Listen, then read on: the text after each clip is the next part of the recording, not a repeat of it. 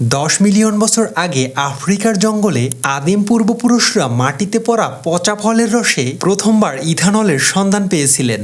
9000 বছর আগে চীনের জিয়াহু গ্রামে মানুষ প্রথমবার চাল, মধু আর ফল মিশিয়ে পরিকল্পিতভাবে মদ্য পানীয় তৈরি শুরু করে।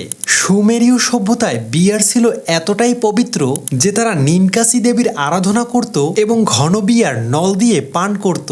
প্রাচীন মিশরে পিরামিড তৈরির শ্রমিকেরা তাদের প্রতিদিনের কঠোর পরিশ্রমের পারিশ্রমিক হিসেবে বিয়ারের রেশন পেত।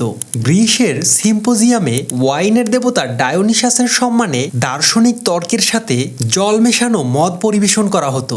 আমেরিকার আজটেকরা পালকে উৎসর্গ করত দেবতাদের কাছে, আর ইনকারারা ভুট্টা চিবিয়ে তৈরি করত তাদের বিশেষ পানীয় চিচা। 8ম শতাব্দীতে মুসলিম রসায়নবিদ আল রাজি পাতন পদ্ধতি আবিষ্কার করে তৈরি করলেন বিশুদ্ধ অ্যালকোহল বা স্পিরিট।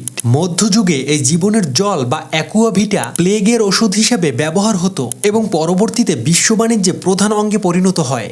1858 সালে লুই পাস্তার তার অণুবীক্ষণ যন্ত্রের সাহায্যে প্রমাণ করলেন যে খামির বা ইস্ট নামক জীবন্ত অণুজীবী আসলে গাজন প্রক্রিয়া সম্পন্ন করে। আজ শিল্প বিপ্লব ও আধুনিক প্রযুক্তির হাত ধরে সেই আদিম পানীয়টি ক্রাফট বিয়ার থেকে শুরু করে বিশ্বজুড়ে কোটি কোটি মানুষের সংস্কৃতির অংশ হয়ে আছে।